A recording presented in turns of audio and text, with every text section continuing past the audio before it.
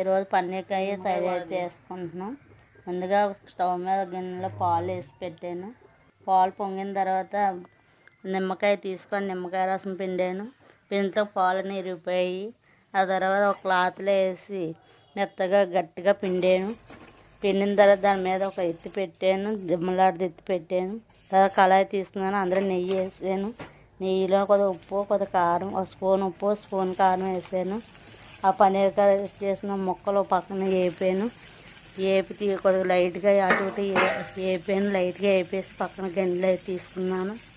ఆ తర్వాత నూనె వేసాను, స్పూన్ నెయ్యి వేసి ఉల్లిపాయ, పచ్చిమిరపకాయ, టమాటా కట్ చేసుకొని పక్కన పెట్టుకున్నాను. వేపాను.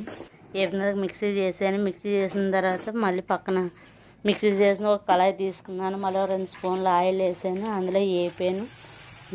మిక్సీ చేసిన మసాలా వేపేసి అందులో పన్నీర్ కర్రీ వేసి అందులో ఒక అల్లం పేస్ట్ వేసాను.